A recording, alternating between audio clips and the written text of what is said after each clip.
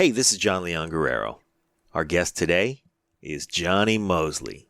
He made his name as a freestyle skier and was the first athlete to get hardware from the Olympics and the X Games. And while those athletic achievements are very special, here's what's even more special about Jonny and how damn cool he is, demonstrated by the following list of notches he's racked up since. He was named Sportsman of the Year by the U.S. Olympic Committee in 1998. He was given the key to San Francisco after a parade in his honor on what Mayor Willie Brown declared Jonny Moseley Day. He's been on the cover of Rolling Stone, hosted Saturday Night Live, and given the commencement address at UC Berkeley. He was a college dropout at the time and has since earned a BA in American Studies focusing on consumer and popular culture from that hallowed institution. How appropriate. He's also hosted MTV's Real World Road Rules Challenge, has narrated a dozen of the Warren Miller ski movies. Of course, he's been in a few of them before he took to the mic. He hosted a Sirius XM show called The Moseley Method, is a co-host of American Ninja Warrior, and if you're in the Bay Area, you've heard him a million times on the Alice Morning Show with Sarah and Vinnie and on the Jonny Moseley podcast. He's now the proprietor of Moseley's, a fantastic sports bar in Corte Madera, California. You should go there. He's right where he grew up in Marin County, and I know I speak in superlatives a lot, but I swear if you ever get to spend any time with Jonny, you'll say, he's got to be the coolest guy I ever met. Now, in the spirit of celebration of Jonny and his athletic endeavors, okay, we're not comparing ourselves to a guy who won a gold medal, but Pete and I have a couple of endeavors of our own. Pete's swimming so much he's doing the Coronado SEAL Memorial Swim on Saturday, September 21st to benefit the SEAL Veterans Foundation. And we encourage you to go to SEALVeteransFoundation.org to see what they're all about. And if you're in San Diego next Saturday, go watch Pete come up out of the water in a sexy Sunga from Sunga Life. You'll be glad you did that. It'll be a fun event. I have undertaken a body comp challenge at Diablo Barbell, where we're going to get the results back on Sunday, September 23rd. We'll publish them right here in an episode with my strength and conditioning trainer, Ted O'Neill, so you can hear if my fat ass is actually getting less fat. Anyway, it'd be remiss of me not to mention that Jonny Moseley was the first Puerto Rican on the U.S. ski team. He's one of now the elite few alums of the Break It Down show to have been born on a U.S. territory, along with myself, my brother, my cousin Daryl, my cousin Corey, and his fellow Boricueño Artemis Prime. You're about to find out that Jonny and Pete go super way back to before anybody knew either of them, and look at them now. Seriously, we've had some damn fine individuals on this show, but perhaps the coolest among them is our guest today, our friend, Jonny Moseley. Lions Rock Productions. This is Jay Moore. This is Greg Proops. This is Jordan Harbinger. This is Dexter from The Offspring. This is Nathan This is East. Sebastian Younger. This is Rick Marotta. This is Stuart Copeland. This is Mick Gillette. This is Andy Summers. Hey, this is Skunk Baxter. This is Gabby Reese. This is Rob Bell. Hey, this is John Leon Guerrero. Hey, and this is Pete A. Turner. Hey, this is Jonny Moseley, and you're listening to The Break It Down Show. And now, The Break It Down Show with John Leon Guerrero and Pete A. Turner. Yes, you are. Jonny Moseley is an icon of freestyle skiing, and if you don't know who he is, just stop listening. He is also a television personality. He's been around for a long time. We're big fans. And he's a fellow podcaster. He's got a show called, guess what? The Jonny Moseley Podcast. And this is where you give me shit for it being an original name. Well, okay, we could. We could do that. Or Pete started to say... Well, I was going to say in 1994, we were drinking in France, La Clusaz. Yep. And that French guy was like, Johnny es la future of freestyle skiing. And it was true. What is Johnny today? Well, definitely not the future of freestyle skiing. That's true. What is John? That's a good question, Pete. I mean, today I am a kind of just a hustling dad, I would say. You know, I'm hustling and trying to be a good dad and trying to, make money and be, continue to try to do new things. And that's it. I'm just, living. Yeah. I would say. Yeah. First off, let's understand that when someone calls you the future of a major sport, with someone like Edgar in front of you, who was like the pinnacle, that's pretty incredible. And then to live up to it, you really did. You met that prophecy But now, back in that era, we were young and did a lot of stupid things. We were like Jackass before there was Jackass. We did all kinds of crazy crap. Yeah. Like Todd would jump off of anybody, any metal thing, any cement thing, and right into the water, barefoot water ski. Yeah, yeah. Just ridiculous things, right? Yeah. But now you have kids. Yeah. And they're boys. Yeah. So how does that sit with you? Are they also bananas, or did you? It scares the living crap out of me. I mean, I'm so terrified of that age range. Yeah. What, from 15 right around, to extent into 25, like all the cliff jumping and all the crazy stuff we got up to. But at the same time, I'm trying to make sure they are badass little dudes. Yeah. You know what I mean? I don't want them to be give them scared. some space to do that. I want them to take some risk. And so, I'm just the other day, I'm thinking of this one moment, right? My kid, he's learning to do backflips and, and all that stuff. And he wants to do it on skis. And I'm trying to put the regulator on him, and my oldest one. And, we were up in the Delta, and he like climbs up on a piling and, can I go backflip off of this? And I'm like, okay, yeah, but get down in the water and check and make sure there's nothing on the bottom.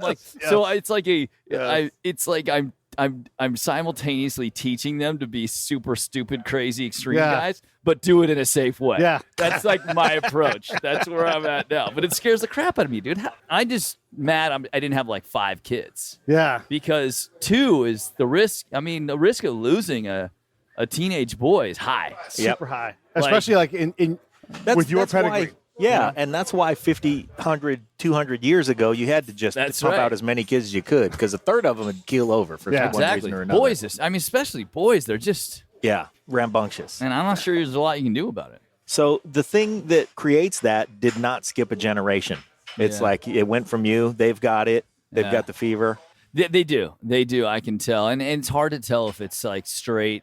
You don't know my brothers, but this all comes from my brothers. And I guess for some, in the most part, my dad's a bit of a risk taker too, you know. But, my growing up with my older brothers who are 5 and 6 years older than me, who Rick particularly, the middle brother, I mean, the guy, I was a follower, right? I followed him. And he is a guy who would like do stuff based on stuff he thought of and would see and was not afraid to do it the first time. But I think it's hard to say if it's genetic or if it, I think there's a little bit of both, or if it's me, or if it's led by example, or even led by them knowing who I am. Yeah. How much footage of you have they seen? Like, did they see you in San Francisco in 2005 at the top of Folsom Street? Because anything that you say, like, hey, that's a little risky, you shouldn't. Dad, right. Come on. Exactly. Yeah. That's a piece of footage I'm not sure they've seen. Okay. The ski jump in San Francisco. That's a good question. They've seen a lot. They just find stuff on the internet. But I don't like sit down and show it to them. Right. But they've seen quite a bit. Yeah. Let's go back though, because we were talking about we got a couple things to get out of the way. First of all, we are at Moseley's. Yeah. This is Corte Madera, right? That's right. We're at Moseley's in Corte Madera. Now, this place is a sports bar, and what better sports bar could you be in than the one that's owned by Jonny Moseley? Hey, this is Pete. Real quick, I just want to let you guys know we are proud to announce our official support of Save the Brave, a certified nonprofit 501c3 with a charter of helping veterans with post-traumatic stress. Here's how you can help. Go to savethebrave.com, click on the link on the website, and my recommendation is this. Subscribe. Give them $20 a month. You've got subscriptions that you can turn off right now that you're not using that are $20 a month. Swap that out. Get involved. Let's help these folks out. And what better sports bar could you be in than the one that's owned by Jonny Moseley? By the way, come on Thursdays where the special is $5 cheese pizza and there's $2 beers. Yeah. So do that any day of the week. Though there's something going on, and this place is fucking beautiful. Yeah, this place is amazing. Yeah. So come down to Corte Madera, everybody, and check out Moseley's. Also, you've got the best fucking podcast theme song in the entire business. Oh, seriously. Yeah. Right on, corrects me. I don't skip it. Good. Oh yeah. Yeah. No. Yeah. Come on. It's Also, Yeah. you should well, be president. Thanks for the plug on Mosley's. I'm looking at a poacher's cob right now, and it's really fun to have a spot to hang and and do stuff. But yeah, the podcast theme song. When I started doing this podcast, it was mainly to review products and stuff for a sponsor I had called Peter Glenn Ski and Sports. But I realized I didn't really want to do it alone. Yeah. I'm not good at like turning on the mic, and it's no fun. Yeah. It's no fun. Like I love talking to you guys. You want to but it's vibe, no right? fun.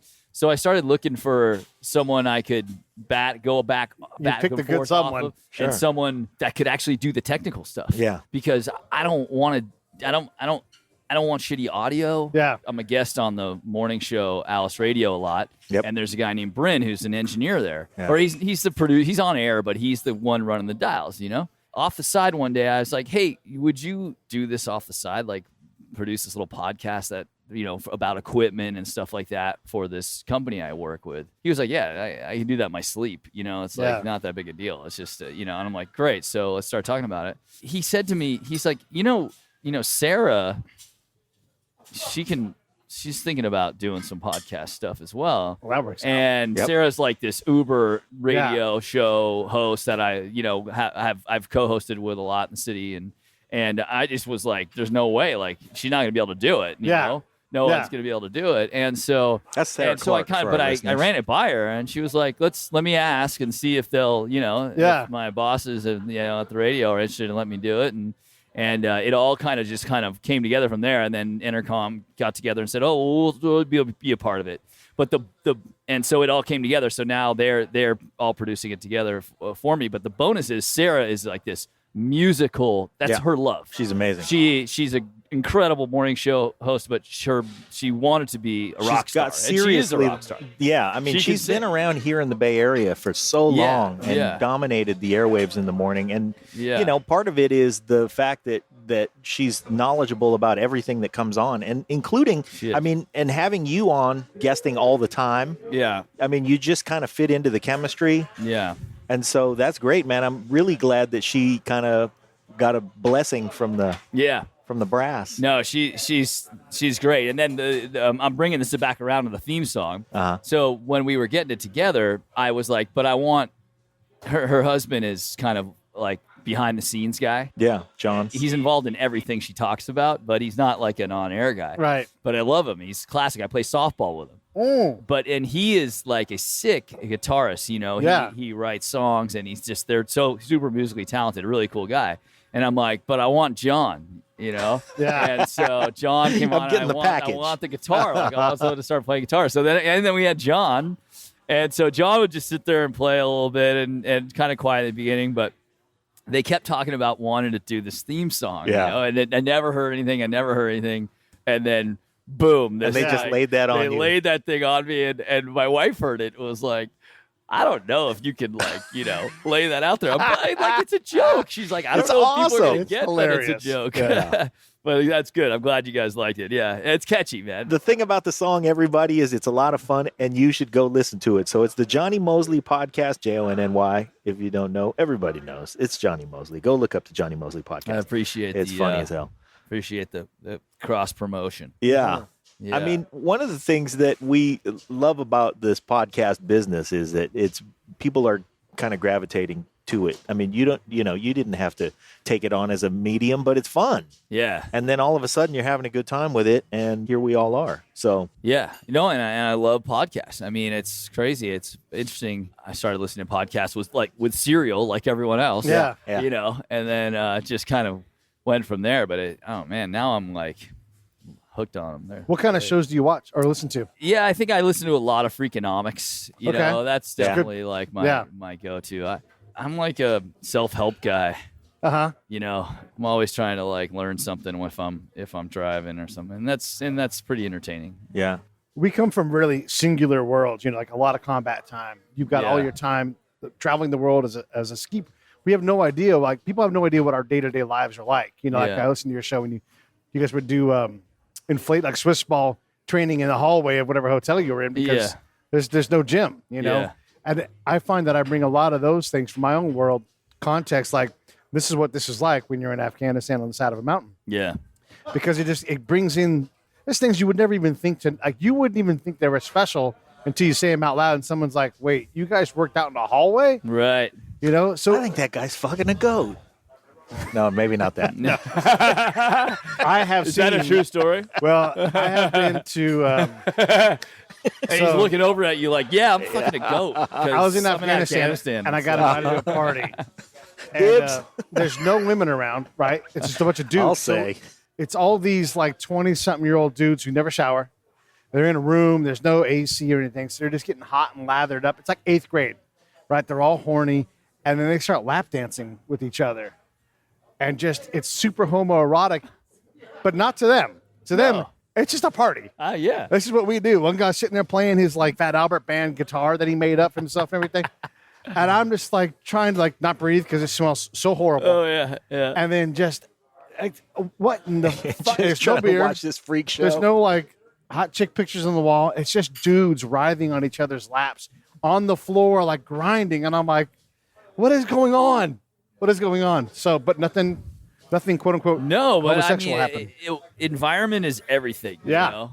And it's like survival, mental survival. Yeah. You know, like just figuring out things to do. And that's, I can't even imagine, but I totally am there. I see it. Like, I'd be right there. You know, Actually, when I I would was be right there. all these mountains around, I thought, oh, it'd be awesome to have Johnny come out here and heli-ski and like do like a show, like a couple of combat guys, and you just drop in and then ski because you know no one's ever skied these. Did mountains. you see stuff? I mean, I've seen some skiing over there. Yeah, there's a little bit of that. Yeah. Did you see some stuff that looked skiable? Yeah, Fun to for ski? sure. Oh yeah. For sure. Yeah. Yeah. Because the mountains are they're so high up. Yeah. They just get a ton of snow. Yeah. And you can see it's just fat Yeah. snow. How Not long were ice. you there? Afghanistan, I was there for about 2.5 years total. Damn. But Iraq, a lot more. Yeah. A lot more. How many years in Iraq? Well, basically from 04 to 11 Mm-hmm. or 12, I was gone most of the time, over half the time. Yeah. So I've got over 1,000 combat missions that I've been outside the wire on. So a lot. So Iraq, years and years, Yeah. all over the place. Because you were, when you came to see us in Lac Lusal, you were pretty new. Like Yeah. maybe a couple of years in or something. Or 1 Yeah, year I in? just gotten started, and Yeah. that was 94. So 95, Yeah. winter of. So I had just gotten to my unit. I'd been there maybe. I didn't even know anybody. That's why no one would come down with me. I was in Germany. Where were John. you? Oh, you're in Germany. Germany, yeah. And I'm like, U.S. ski team's going to be like 5 hours down the road. Yeah. I'm going, and they're Yeah. like, let's see. I'm like, you stupid. New guys going on a road trip. And they let you go on I it by rented a yourself. car, Yeah. and it got fucked up. It got tore up. I remember. Yeah, it's like a little white Yeah. Renault or something. I remember you rolling up and Yeah. just like so psyched, you know. It was and we would stay in that like long apartment. Yeah. With the bunk beds. Yes. I mean. Yeah. And it was World Championships, and I remember you being. He's always like a positive guy, right? Like tons of energy. And I just remember being stoked to see you. Yeah, Because, like, you've always been, like, a part of our family. you It's crazy. What happened to the car? Oh, so I had this great idea. I was Did trying you to be get helpful. the insurance? Were you the No, I'll it take didn't that. matter. It was like Playboy status. I was like the poor Playboy, where all of my money was for blowing on chicks and booze and everything else. Okay. You know. So just like now. Yeah, so without the money, without the chicks, maybe a little bit of booze.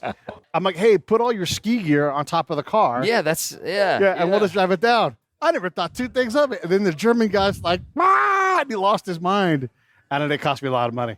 Okay. Didn't we have to get from, like, our apartment down to the bus or something? Like that, yeah. And I think we loaded all our gear on your car. Yes. Because Lac Lusal is, like, on a hillside, and it's, like, basically, it's not like the States where you pull up and you're right in front of your condo, you know? Like, you get gotta out work at, with like, that the crazy condo terrain. Yeah. association, and then you drag your shit up to your condo. And whenever we would go from town to town, we'd either be in these, like, tour buses, and they couldn't get up these roads, so we'd have to drag our gear, like, All the way down up these the mountain. snowy roads. And I think we remember using your car. Yeah, that's exactly what happened. And my brother and I used to carry, like, 8 pairs of skis, and so we had these like rolly bags that were this big around, and so like anything we could do to not carry those fuckers. Yeah.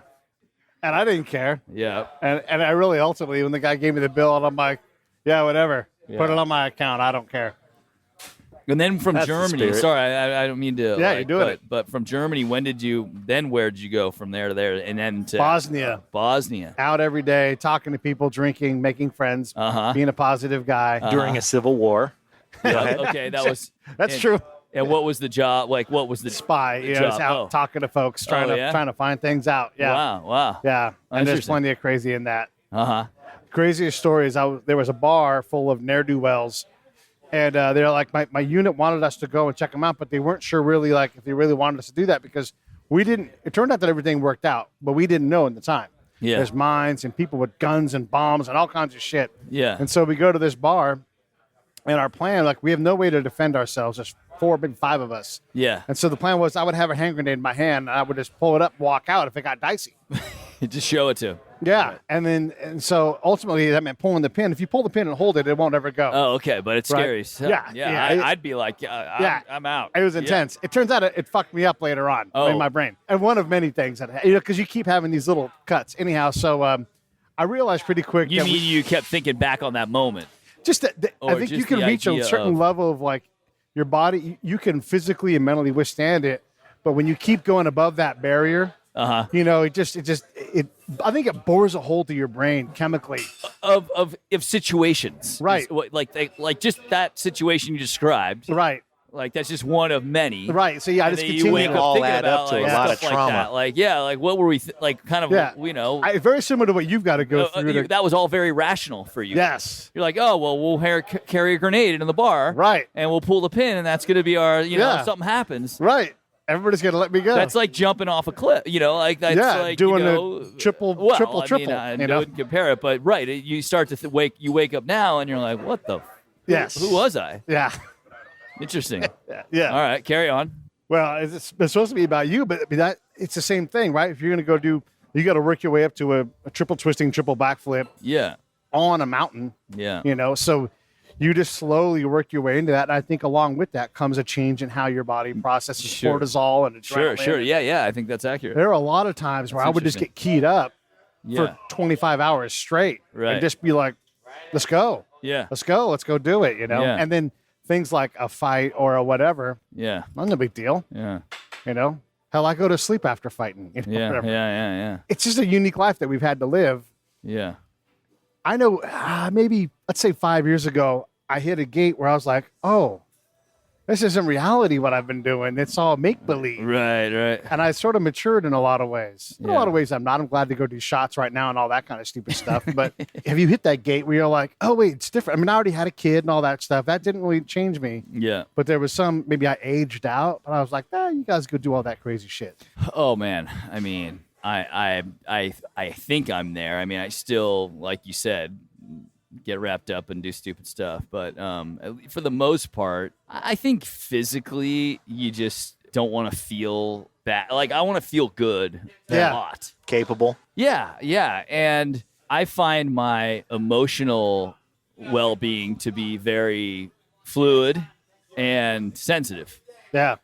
And so I think, and whether that's because I'm age or I do feel like some of it is thinking about what I've done and like having memories of life kind of impede your brain Yeah. with the wee hours in the morning Yeah. and trying to avoid that stuff again. So Yeah. I think it's your body, your mind naturally telling you like, you can't do that shit again. Yeah. Whatever it is. I Whatever. mean, physically, Yeah. emotionally, you know, sex, like All whatever of it is, it. you know, the whole Yeah. 9 yards. So I think I'm more cognitive of my emotional well-being Yeah. when that is like everything derives from that, right? Yeah. Like if you drink too much, you don't sleep so well. Yeah. And then you feel like depressed. And so, you if drink too you much. eat shitty or if you're out of shape, Yeah. well, then you feel bad about yourself and then you drink more and you don't sleep. It's like it's Yeah. all connected. I have this baseline. What's good is I have this baseline of what I do know what it is like to feel really good, like a young, healthy, strong guy Yeah. from when you're a youth. And even though you can never be that person again, you at least know what that's like. You were that person. You were At that. one point, And I think that's a valuable thing to know, like what it feels like to be just like running a blue flame and firing and being able to do anything. And I think that's great. I don't think you'll ever get back there, but it's good to know what it takes to get there. And that's what's changed me is I'm like, man, I loved being that person, and I want to be as close to that as I can all the time. Yeah, this whatever version of that that's closest to that we can get away with continuing I want to stay within like, a range. I don't want that to be totally gone. Yeah. And that's motivating for me. When I hear you say that, I picture all of us skiing, and you had the confidence to go. This is before all of the, the accolades and the gold medal. This is way before that. And you were skiing down, and this is back with like the trick was twister, spread twister, right? Yeah. And you went up and you did a 180, a spread like a fucking TIE fighter. Oh, the Bronco. So just so everybody can listen. Oh, 180 Cossack. Oh, shit. I was working on that. The bam, full out like a TIE fighter, except for this TIE fighter, for everybody listening, is flying backwards down the hill. So his back, he's looking up at the top of the mountain. His back is looking down. And then he's like, I'm no longer a TIE fighter. He closes it up, brings it back around. 180, spread 180, Cossack, or whatever it is. Whatever that thing is. Yeah. Is that kid more confident than this kid? That's an interesting question. That kid probably is more confident than this guy. I mean, now I got life. Life it's very challenging to, like, it's an amazing. I tell people this I tell kids this when I go, talk to them. Is like, you don't realize it at the time, but you're never going to have a time in your life when you can be singularly focused on like one thing again. Like it's a short period of time. As soon as you start adding layers on it and jobs and relationships, like it's very hard to be like, well, I'm just trying to win the freaking Olympics and get better at moguls here. And when you can focus on something like that, it's not that hard to get into it and be good at it and feel a lot of confidence because you're working on that single thing every day. Yeah. You're not like, doing this podcast over here and trying to pick your kids up over here. And like, you never really dig in deep to one thing. And the reason I bring that up is because, that trick, kind of working on that trick, I was probably feeling like, yeah, dude, I'm working on all this stuff. I know I'm going to nail that. And I was trying to work on different stuff, and then I think I achieved another level of confidence past, like that was probably 96, I think, in that range. No, that's 95. early 90s. Early 90s. Oh, okay. Yeah, it's early 90s. So I kept going. I wasn't confident that I was going to like win the Olympics, but I was running a pretty high confidence that I was pretty damn good at what I was doing, and feeling good. So you still had one more gear. Yeah. It turns out I was just getting started, really, in 91. I didn't know that at the time, but yeah. But there was nobody else on the mountain doing this. Like his brother, Rick, is a world-class skier, like legitimately. But then there was this elevation when Jonny would show up, and you're like, what in the heck is going on? And it was like you could, through you, I could see the future. Yeah. Because like we would make fun of back scratchers and daffies and that shit. And I'm like, but what Rick is doing at a world-class level is not that. Yeah. That damn trick I never could get either. All right. Like I never could dial that in to the point. I did it maybe a couple times in competition, but that was a trick I could never master. I could never master. It was just too many vectors. Like it's basically a straddle split just to get nitty-gritty on that, because I can't believe you remembered that and brought it up, because that's like, that's deep. Going like nobody's ever talked to me about that little moment. Well, I've been waiting. But in my mind, that was a significant moment. I remember trying to work on that trick because I thought it would be so cool. I was combining these two tricks: a Cossack, which is like a straddle jump in gymnastics, where you jump up, you at the peak apex of your height as you're going up, you pull your legs up, and that inertia, especially with the skis and boots, continues your feet up, but you put your chest down. And with all that inertia, you can do basically the splits in the air. And I was always very flexible and worked on that flexibility in that range. And so I could do a really good Cossack. And it's usually just a straightforward trick. So I try to combine it into a 180. But of course, when you go into the 180, you've got inertia in this direction, and then you try to go down in the split. It wants to twist. Like, those things are conflicting. It's they and you can never quite get it square, And then you've got to obviously bring them back together and turn as well. And it was really hard to do. I could never really get it down. It was actually turned out to be the dinner roll worked out easier than that thing. Although that thing didn't work at first either. So I was so disappointed when you didn't get rewarded for being free of style. for that jump. Yeah, You know? I like that, free of style. But I mean, that's what freestyle is. Like, everybody It's what it's swims supposed to be, yeah. Everybody swims the Australian crawl because it's the fastest. If you have your choice, I pick the fastest in swimming. It's called the Australian crawl. Yeah, that's Did the they technical invent it? term. Yeah. Freestyle? Who knows? Or whatever. I didn't know that. Yeah. But yeah, like it's the fastest. You want to win, so you do that. Interesting. And you talked about this last time you were on. Like, you want the judges to go, bam! Like, holy cow, what is this thing? You know, and the dinner roll, or By the way, I had the grab? turkey sandwich, which is on the dinner Oh, you did? roll here Oh, at okay, Mosley's. good. Yeah, Was it really on the dinner? And it Yeah, was- I've and it was got the fantastic. poacher's cob sitting in front of me. This is one of my signature. This was the one item I was like, we have to have this on. So it's a Cobb salad, but instead of a hard-boiled egg, it's a poached egg. Yeah. I like it. Yeah, it's pretty good. So I'll dig into that after that. I think we talked about this, last time, so we won't get into it. But it's funny. Like, the more I was just talking about. I did an interview with the local news yesterday, and because I just got nominated to the U.S. Olympic Hall of Fame. I've been voting. See All that? right. Yeah, I know. I need a bot, dude. I'm Too never late. winning that thing. I need Paulo Antonono, like Dara those guys have Torres, she's multiple- going to Dara kick your Torres, ass. she's gonna. Yeah, exactly. Who's that guy? Yeah, exactly. Nothing. Yeah. Even the guys I'd never even heard of, like the shooter. Uh-huh. Did you see how many gold medals he So got ridiculous. in separate Olympics? And Yeah. I mean, crazy story. This is what I want to ask you about the Olympics. People Yeah. always say Michael Phelps Yeah. is the greatest Olympian, but he won by that much of a fingernail for one of those gold medals, right? Sure. If he wins silver, then Yeah. okay, great. Mark Spitz didn't have as many categories he could win in at the time. Yeah. So, who is the greatest Olympian? What is it? What is the greatest Olympian? Is it someone like the sailor guy who's like, Mark forget Reynolds? my medal. Yeah. I'm Yeah. going to go rescue this guy who's in the water. I think it was in Korea. Right. I think he got like the Right. Pierre de Coubertin or whatever Sure, award sure, because sure. he showed Olympic spirit. Who is the greatest Olympian? Hey, this is Pete A. Turner from Lions Rock Productions. We create podcasts around here. And if you, your brand, or your company want to figure out how to do a podcast, just talk to me. I'll give you the advice on the right gear, the best plan, and show you how to take a podcast that makes sense for you, that's sustainable, that's scalable, and fun. Hit me up at pete@breakitdownshow.com. Let me help. I want to hear about it. Who is the greatest Olympian? So I have some opinions on this, and it's hard to talk about without sounding, I'm going to absolve like of your all that. sour Yeah. grapes or Right. whatever. But yes, I think that the idea that an Olympian that has 7 opportunities at one games to win 7 medals Right. is somehow elevated Right. above someone who only has 1 or 2 shots or Sure. 1 shot. Right. In fact, I would argue that the pressure is way greater, right? Just mentally to know that you have another event after that. Like, you've got 10 days to try to win a medal. Yeah.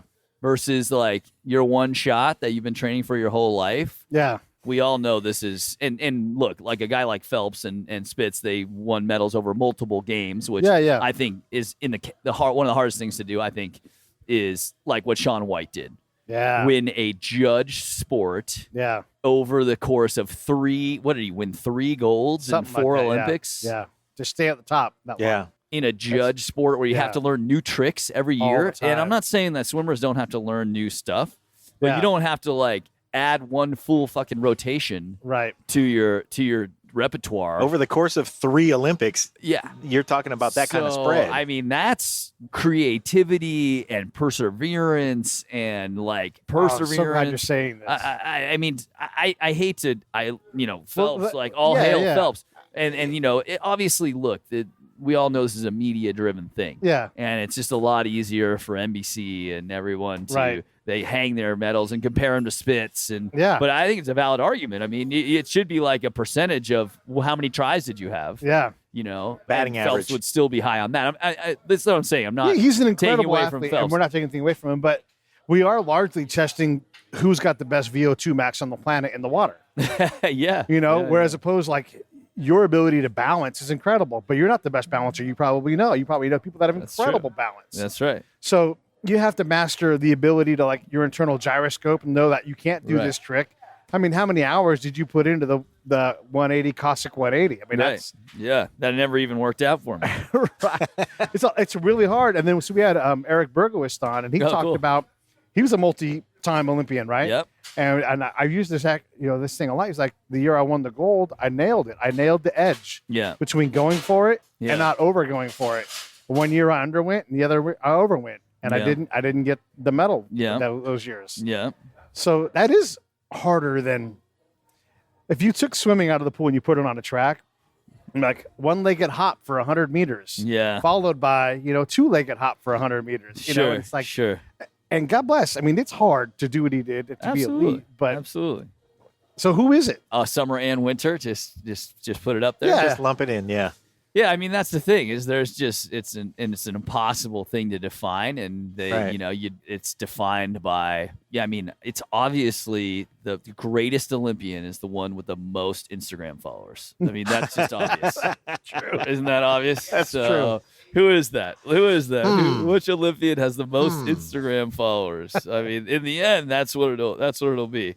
Well, it's funny that they're doing this thing with also with like the All-Star game where it's a vote greatest Olympian. Oh, Olympian with most Instagram followers. Who do you think? Wow. That's tough to say. Summer. What do you think? Summer or winter? It's going to be summer, and I'm going to go with Simone Biles because she was hucking herself. That is really good. You have to be certain, and the reason that doesn't work is you got to be the same. You have to be a certain age, right? Oh, okay. She's not even old enough. No. But you couldn't be. Yeah, Mark Spitz. Mark Spitz. He couldn't do it. Yeah. Or Eric Heiden, who won 5 different disciplines in the same sport. That's incredible to do that. Yeah. What comes to mind for you, John? Hope Solo. Hope Solo. Yeah. That's a good call. The question is, do you count someone like Kobe Bryant? Or Olympian, right. So there you go. That's the thing. No, I don't think you can be in a primarily team sport. You can't be. Okay. Can't be. You need too much help. Well, see, now you're throwing all kinds of qualifications at it. It's like fastest man. Yeah. 100 meters. What happens at 300 meters? All of a sudden, you're not the fastest man anymore. Right. I think the Simone Biles call is pretty darn good. Yeah. That's a good pick. She was flipping and twisting like all over the place. It's incredible. That was pretty cool what she just did. The half Rudy or something like that. Yeah. Full double full. She did. Yeah. She did. Freaking on the mat, full double full or double in or something. A trick that's so dangerous they had to add an extra mat. Just in case did they? In case failed. she came flying off the back. Yeah. Wow. Yeah, but I don't know. I mean, in all seriousness. It's impossible. That's just, but clearly Mark Spitz, I think Dan Jansen losing and coming back was pretty impressive. Yeah. Like to be expected and then lose and be expected and lose. I would like to see a multi-seasonal Olympic like decathlon of some kind. Like you got to be able to get down a hill. You got to be able to shoot something. You got to be able to, like a winter decathlon. Yeah. Winter, summer. Oh, like they take a handful of guys and make them go. And do you do it kind of all at once where you go somewhere that's got both conditions, or do you go, okay, first half takes place in the summer and the second half we're coming back in the winter and then we're going to settle this thing? Which way do you do it? Maybe they should take like all the gold medalists from the Winter Olympics, and in the summer games they all compete against each other in like a multi-sport, see, there you go. A superstars competition as like a showcase. Yeah, like showcase. There you go. See, that'd be good. That'd be kind of cool. You know what I'd like to explore is your brothers are 5 and 6 years older than you are. Yeah. And at some point you identified yourself as, I can ski better than these two guys. Do you think that dynamic of the youngest brother and the example that they set for you because they were significantly older than you, physically more developed, they're trying things and you're just looking at what they're doing and going, oh yeah, I can do that. Yeah. At an age where like an oldest kid that doesn't discover those behaviors and just think, well, I'll just go emulate that. That's how you get down the hill. Yeah. I mean, I was very lucky to have those guys. I find like with my oldest son, with no one above you, it's almost like the role I have to fill a little bit, like the show older him brother, stuff, to a certain extent, right? But it's a good question. It's weird. I never ever was like, oh, I'm better than Rick. Like to me, he's always better, and I'll still be like, shit. He's still like he's still fundamentally better and stronger. So there was never a moment when I was like, oh, I'm better. I mean, obviously when we started sparring, like our first time I really challenged him and competed with him and beat him was NORAM's and we were first and second on NORAM. So it's not like we were far apart. Yeah. But I don't even think I registered that we were like, you're close enough together that yeah, okay. It was like I still was like, trying to be like him, and then and he took on a very like coach role almost in that point. But yeah, I don't know what was the question. How much did it matter that you had their example to look up to create an elevated platform for everything. You? Yeah, I mean, there's no freaking way I go the distance without them, because starting with my older brother, I would have never been in the sport at that age. So I started freestyle skiing when I was 9 or 8.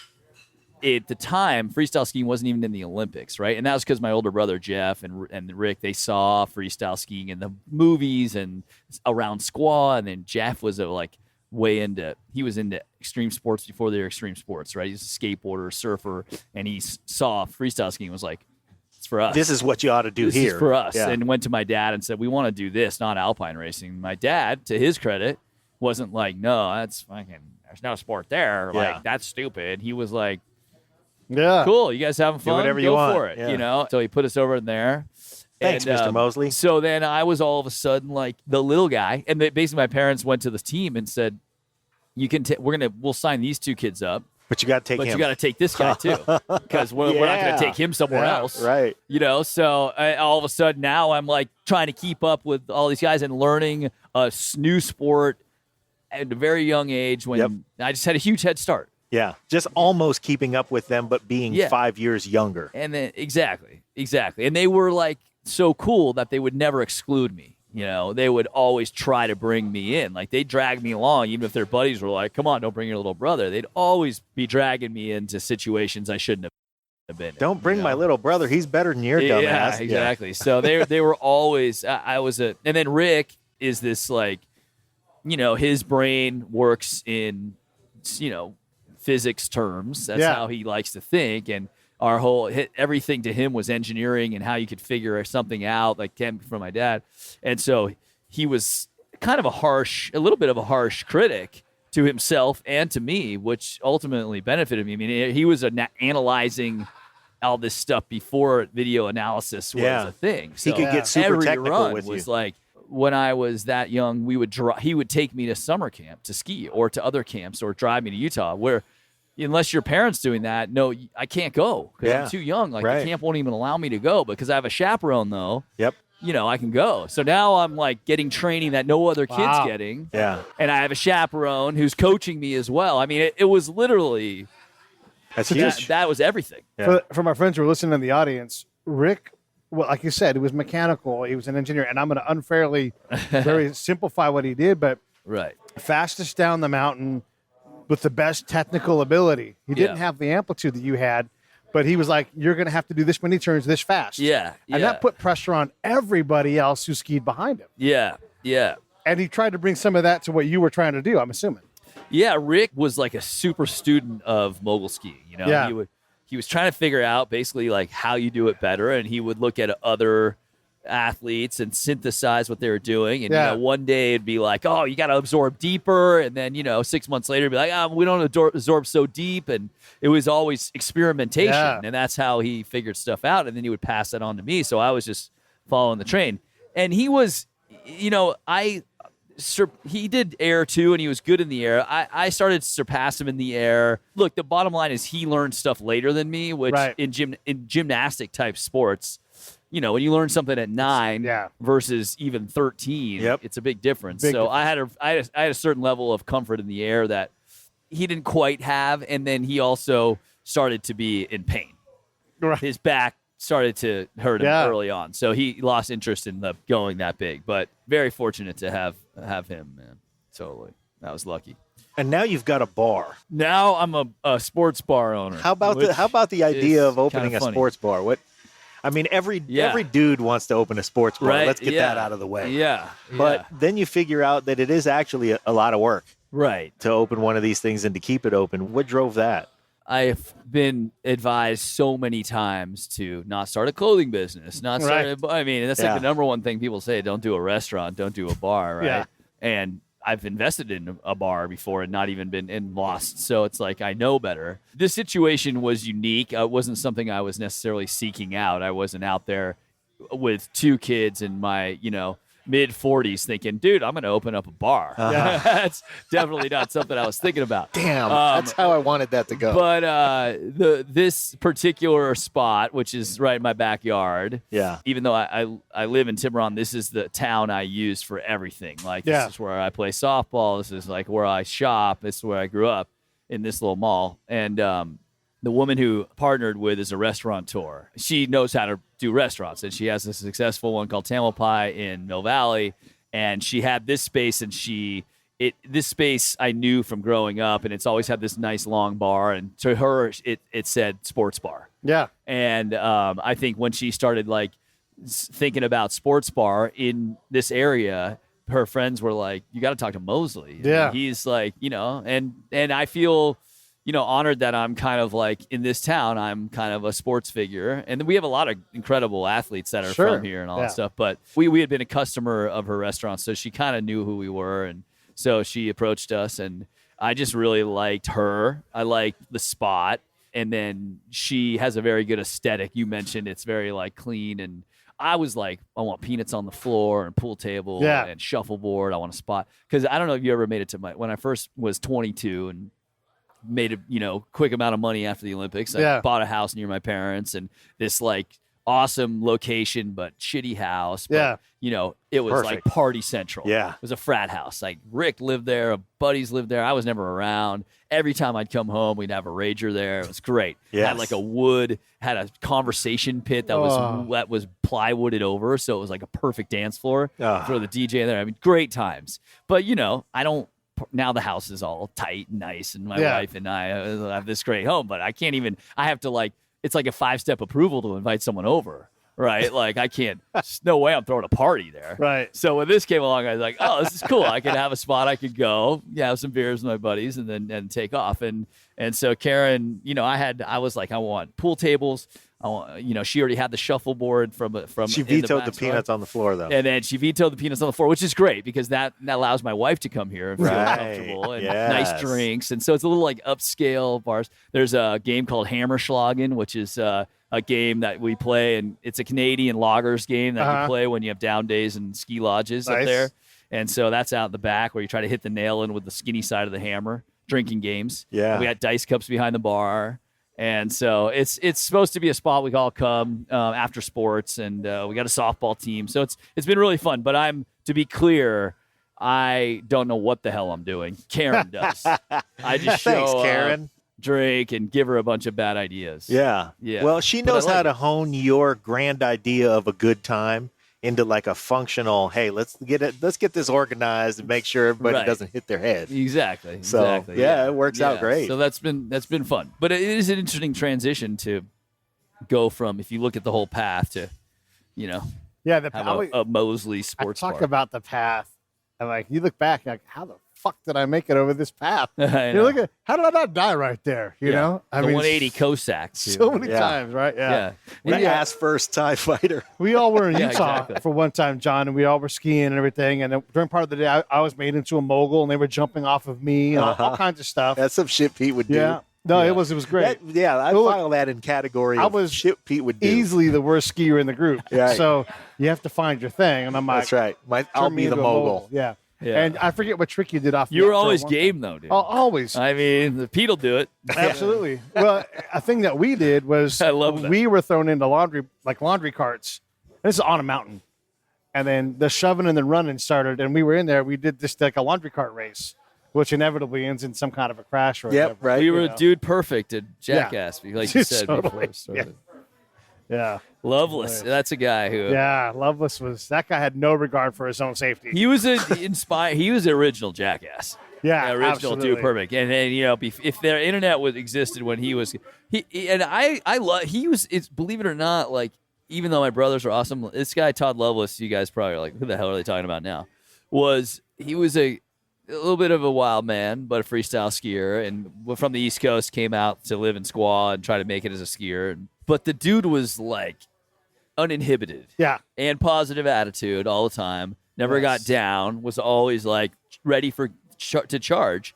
And I really enjoyed that. And like as a kid, he had an influence on me in a way to like be a little loose and be a little silly and be a little loose and count his influence like pretty high, And, same. And he's doing great.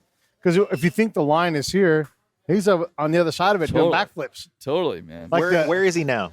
He lives in Tahoe. I think he might be a postman. Nice. He has 5 kids. Wow. Lives in Squad, coaches skiing, and I think he is like a works for the post office. Awesome. It's just like living. That is awesome. It's hilarious. Yeah. So he's easy. alive, most importantly. That's Right. like, So that's times. alive. And his kids are ripping. And How many lives have you Both had? nuts still? Who Jesus, knows? I But don't he's know, still man. alive. How many lives have you had? Yeah. I'm way over 9. Yeah. I mean, if you broke about the neck, fact I broke that my neck. That was Yeah. scary. Yeah. That's the one that just came to mind right there. Yeah. So We had you don't have to answer that question, but we had Jimmy Fitz. He does backflips on the motorcycle, Oh, okay. right? The Fitz Army is his thing. Uh-huh. And we were talking, and people in his profession, they die. Yeah. And so he got deep into the moment, and all of a sudden his dead friends showed up, and it was Uh-huh. heavy because, like you do make it through, but not necessarily through any control of your own. It's one guy Yeah, falls the wrong sometimes you way do. or whatever. It's heavy. if you're lucky. Yeah. But, you spent a lot of time way up in the air, too. And the fact that you broke your neck, Yeah. holy cow. But you could have broken your neck plenty of times. No, and that's what I think was the most poignant part about that I broke my neck in that situation is because I had done way crazier shit. Yeah. And it made me think, wow, I'm lucky here. Like, it's time to take the chips off the table. Yep. Like, I got away with so much. And then, I got hurt on this one little, just over-rotated a backflip, real simple in a mogul course. Like, something that I've over-rotated twisting triple backflips from, 50 feet up Yeah. and, like, missed Escaped that. oh, my God. Or tumbled down. In Alaska where I didn't read the frickin' Polaroid right and pulled up on a cliff that I didn't even know was there and backflipped over it and I've done way more stuff that should have hurt me. And then this little simple thing where I was a little cavalier and didn't look at didn't do the proper inspection almost took you out. And that's you see that in life, right? Where it's but it's all like a profile of risk, right? Like you can't isolate it because it's all like odds adding up and then so it's, but that definitely was like, okay, I got it. I gotta make some real changes here. I got This away is where with, you turn the corner and you get a little too much wisdom to be a freestyle skier. That's right. Well, and that was what ultimately, that's true. And that was after I was retired, but I think that is a thing. I mean, that's a thing when I find myself now when I'm recording like Moore and Miller segments and stuff like that, and I will occasionally say yes to go ski a big mountain or something like that and do something. But when I first knew I was done was when I would get up there and I'd be like, fuck, I'm like scared, Yeah. Oh, man. It's not like you're not scared in situations. Sure. Yeah. But you actually had a much better sense of what the stakes really were. Right. That's it. That's a good way to put it. You just, the stakes too much. Yeah. Exactly. Wow. So one of my baselines is that no one right now is looking at me over iron sights deciding yes, no.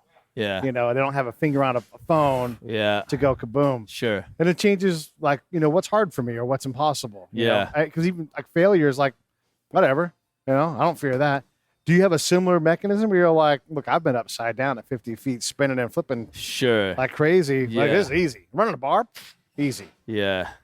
No, that's a good point. And you're talking about having like military chain of command that's helping you decide what to do, or is that Well, what you're no. talking I mean, about? Or I are you was talking largely about- on my own. You're just saying Like when you go to make but then what are you referring Well, to? I'm setting my when I look at my meter on what's possible and what's scary and what I'm willing to do. I have no problem saying I'm not doing that. Yeah. Because I don't need to prove. And that's a huge step right there. Yeah, I don't need keeping to the prove my ego in manhood. check. Like some guy tried to pull my card the other day because I was drinking White Claws, and I'm like, I'll drink shots. I don't give a fuck. You can't. Like, I'll drink whatever the hell Someone I want. tried to what? Pull your a card? White Claw. Yeah, my man card. Oh, you know? yeah. Because I was drinking White Claw, and I'm like, those things are good. yeah, exactly. I just drinking. I'm not judging. I'm drinking. Just in general, like, oh, I don't know. Like, I'm a podcaster. I don't fear reaching out to Tom Hanks or whoever Right, it is right. because no one's trying to shoot me today. Yeah. No one's pressing 9 on the phone going Yeah. boom, right? So if I Yeah. can handle that, this ain't scary. Sure. But you've done. I wouldn't want to jump off I've tried to go off like the big kicker jumps when I was working at Iraq. I went to SQA. Yeah. And they had like was a SQA, probably SQA. It was a ski park. Yeah. And I'm working my way up to the bigger and bigger ramps. And then I thought, what the fuck am I doing? I make all this money. Why am I for free jumping, across these? Yeah. And that was pretty much the end of my ski career because I realized, what am I doing? Yeah.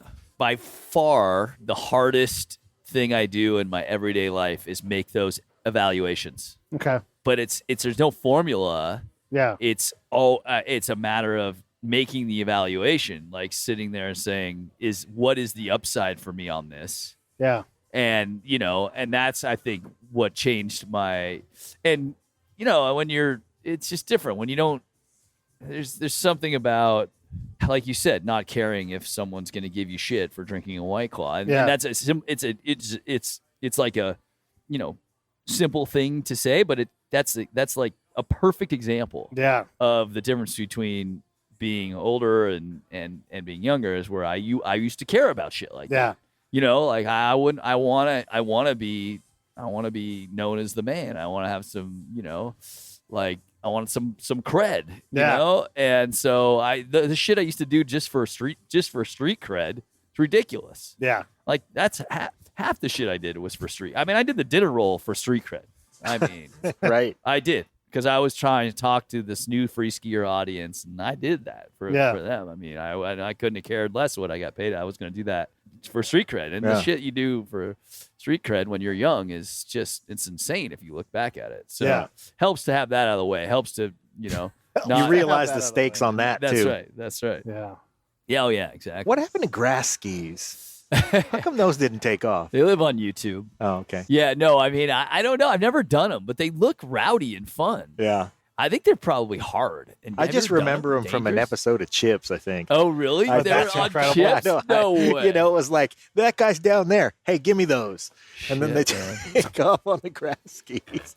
Putting product placement. It was just somebody's bad idea. Yeah. Hey, what else are you plugging before we button up here? Because we're rounding third base. I appreciate that. Yeah. We're sitting in the fall right now, which I'm assuming is current, was somewhere. And this is the time of year that, winter starts to ramp up. So the Warren Miller movie is coming out just before I came to see you guys. I did a scratch read on it. And so I'll be on the road touring that. And then Squaw Valley is my home ski mountain. And so I'm always trying to get people to come there. So if you're a skier, you're listening to that show, I'll be out there over the holidays skiing with people. Obviously, you guys hit the podcast, you hit the bar. And so, the one thing, if you want to see more of me, there's Jonny Moseley's Wildest Dreams, which is the content series I do for California's marketing arm. And that's kind of fun. And you just type that into YouTube, Jonny Moseley's Wildest Dreams. And right on. What's cool about that is I actually produced that. That was my show. I executive produced it. And so what you're seeing is kind of authentic to me, stuff I want to do. It's like my bucket list of stuff I want to do. And I somehow roped California into letting me do it. So. Right. Not only letting you do it, but getting you in there. Yeah. So that's it. That's my plug. I appreciate that. Well, but I think that what has happened is that there are enough of us who say, you know what, he's always doing something cool, that Jonny Moseley. Yeah. And so there's a lot of people who are eager to see what you're up to and whatever it is that you are doing at the time, why wouldn't we try it? Because you got all this stuff going for you, because you try stuff, because your bar is that high, because you've done all the things that put the stakes at, well, I've already been upside down at 50 feet. I can do this.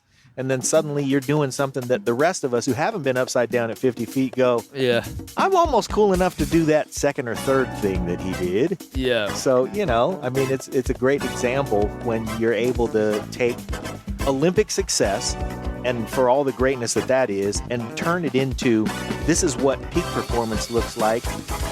How about everybody ratchet up their regular performance and get a little better? So there you go. That's what Jonny Moseley means to us. If I can do that, that's very cool. I appreciate that sentiment. Cheers, man.